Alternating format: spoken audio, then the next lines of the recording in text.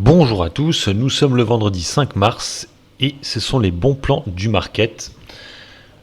Donc c'est parti, je vous donne mes recommandations d'usage quand même. Je vous apporte une analyse technique, mais je ne suis en aucun cas conseiller financier. Je ne suis pas qualifié pour vous conseiller d'acheter ou vendre des actions liées à votre portefeuille. Donc comme vous le savez, habituellement, on va faire les valeurs hors Bollinger et les valeurs en tendance haussière.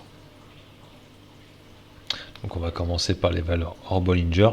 Alors vous allez voir qu'il y a des valeurs qui sont toujours hors Bollinger, hein. On va revenir assez rapidement dessus. Donc analyse technique, hop voilà.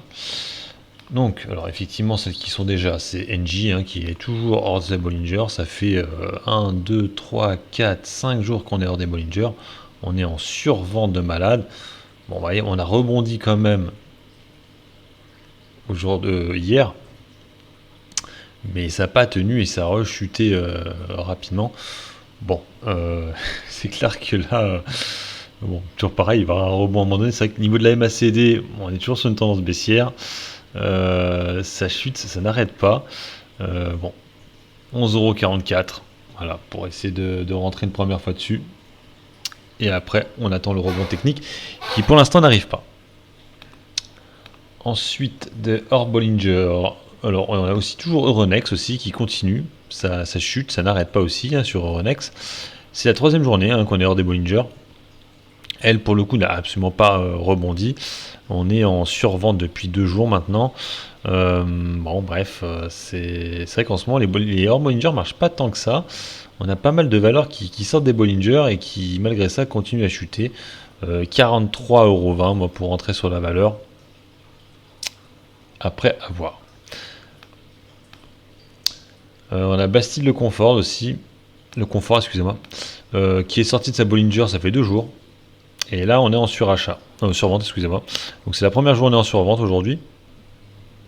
C'était plutôt hier. À 49,10 €. Ça peut être un bon prix pour rentrer, 49,10 €. On voit que c'était une résistance et support avant. Sur Bastille Le Confort. Ensuite, ça continue. ST Microélectronique, pareil, hein, on avait réintégré. Non, même pas, on n'a même pas réintégré. Hein, on continue à casser les Bollinger. Donc ça fait la troisième journée. Non, 1, 2, 3, quatrième journée qu'on est hors des Bollinger. Bon, on s'est bloqué à 29,30 € en espérant qu'on rebondisse. Sinon, il faudrait la chercher vers les 28,80 €, 80-86. Sur ST Microélectronique, là il y a beaucoup de valeurs qui sont hors des Bollinger. On voit qu'on est quand même sur un mini crash sur les valeurs tech. Hein. Voilà. On a BioUV aussi qui est sorti des Bollinger.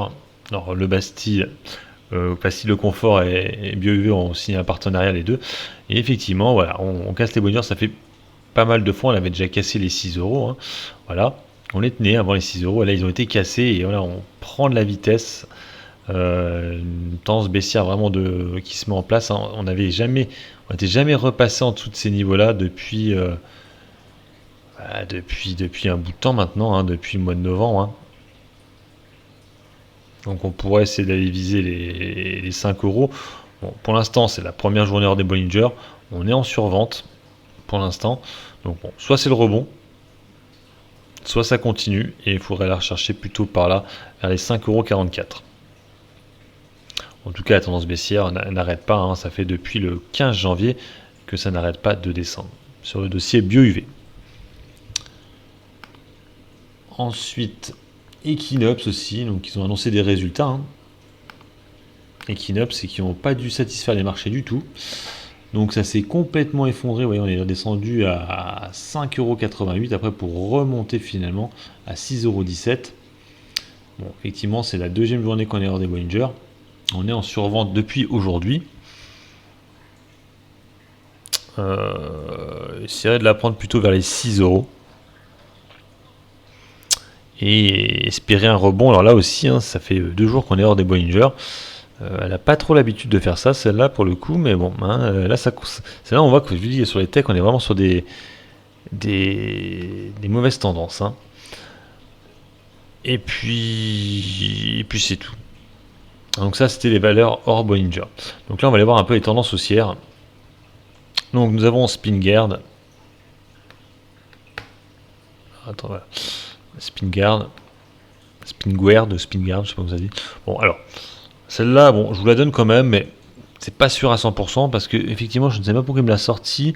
Les volumes à la hausse sont à peu près au niveau des volumes à la baisse du jour d'avant.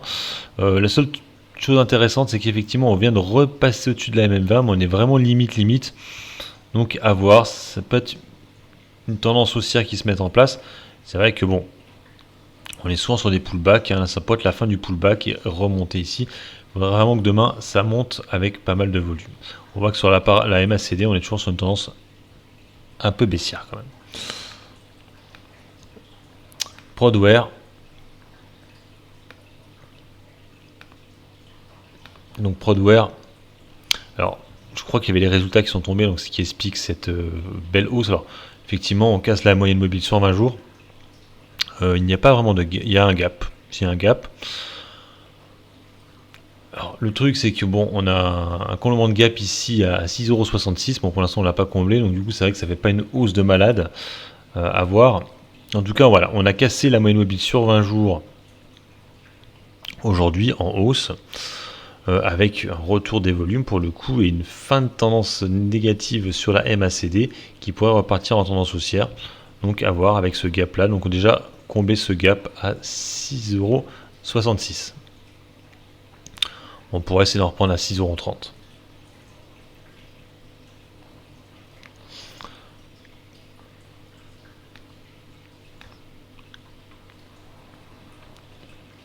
Ensuite on a SMTPC. Alors je la connais pas trop cette société. Bon, en tout cas voilà, les volumes reviennent à l'achat. On vient de casser une moyenne mobile sur 20 jours. Après, bon, c'est pas une société qui est très liquide. Donc on va passer. Rubis. Un peu comme voilà, Rubis, voilà, donc volumes qui reviennent, hein, vous voyez, hein, des volumes à l'achat qui sont là. On casse une moyenne mobile sur 20 jours. C'est plutôt joli. Donc maintenant il faudra combler ce gap là à 39,32€. Et après peut-être retourner vers les 41€. En tout cas la tendance est plutôt belle sur Rubis en ce moment. Après c'est vrai qu'on recule un peu, on voit une espèce d'épaule, une tête et une deuxième épaule. En tout cas voilà, hein, la belle bougie là qui casse la moyenne mobile sur 20 jours est peut-être intéressante. Surtout avec les volumes. Sur Rubis. Ensuite nous avons Orange. C'était un peu les valeurs mal aimées qui ont rebondi aujourd'hui. Donc Orange c'est un peu pareil. On est repassé au-dessus de la MM20. Alors par contre je trouve pas les volumes extraordinaires. Et la tendance sur la MACD, je sais même pas pourquoi il me l'a sorti celle-là. Parce qu'effectivement bon, on a cassé la moyenne mobile sur 20 jours. Après je trouve pas les volumes extraordinaires quand même, hein. On est sur des volumes à peu près habituels, il n'y a rien de bien neuf. Le problème de Orange c'est qu'on est toujours en dessous de la MM200. Et c'est vrai que la M200 elle est à 9,97 pour l'instant. Donc ça fait pas un gros gain sur Orange. Gecina.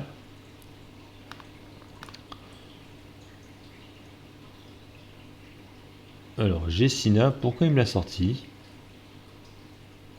Bah, bonne question. Il y aura un problème pour Gecina parce que non, je sais pas pourquoi il me l'a sorti en fait. Bizarre. Il aurait dû avoir un bug. Il m'a sorti Gecina. Wendell.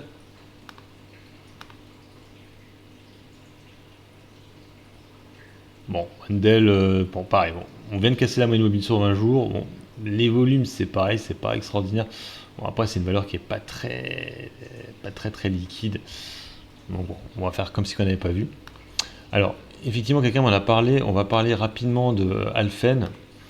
Je vais en profiter. Donc Alphen. Bon, par contre, pour l'instant, on n'a pas encore cassé de Bollinger sur Alphen. Comme un peu toutes les green tech, on est quand même sur des mauvaises tendances. Là, on pourrait essayer d'en reprendre à ces niveaux-là. Là. 63,60 €. Bon, après, effectivement, vous voyez bien que sur les green tech, on est quand même sur une très mauvaise tendance actuellement. On pourrait même aller carrément aller récupérer les 51 € hein, sur la valeur, sur le dossier. On voit que sur la MACD, on n'a pas vraiment de changement de tendance. On se cherche un peu, les volumes à la baisse sont toujours là. Donc attention sur la valeur. Ça fait... bon, c'est le premier gap baissier qu'on a. Voilà, pas qu'on enchaîne avec d'autres gaps baissiers. En tout cas, on est tout proche de la MM200 qui est à 58 €. Voilà, donc là pour le coup, c'était pas un bon plan, c'était une demande, donc du coup je la mets là. Donc pour Alphen. Et autre valeur qui a cassé sa moyenne mobile, alors parce que là elle est sur Amsterdam, et du coup je vais la faire, c'est ASM International, et effectivement parce qu'elle est sur Amsterdam. Voilà, donc elle pour le coup, on a cassé une Bollinger aussi sur le dossier, et c'est vrai qu'on est à des bons niveaux. Moi j'essaierai carrément essayer de combler le gap ici, là, vers les 197 € sur la valeur. Et après, le deuxième gap serait ici à 187. Par contre, là, sur la RSI, on n'est pas en survente. Donc ça peut continuer encore à descendre. Voilà, bon, j'arrête là ma petite vidéo. Donc faites-en bon usage. Comme je vous l'ai dit, c'est vous qui faites vos trades. Donc voilà, je vous donne des idées de trade. Après, à vous de voir. Vous n'êtes pas obligé de suivre ce que je vous donne. Allez, sur ce, je vous laisse. N'hésitez pas à mettre des commentaires sous la vidéo, à vous abonner à la chaîne et mettre des petits pouces bleus, c'est motivant. Allez, bon trade et bon investissement à tous. Ciao!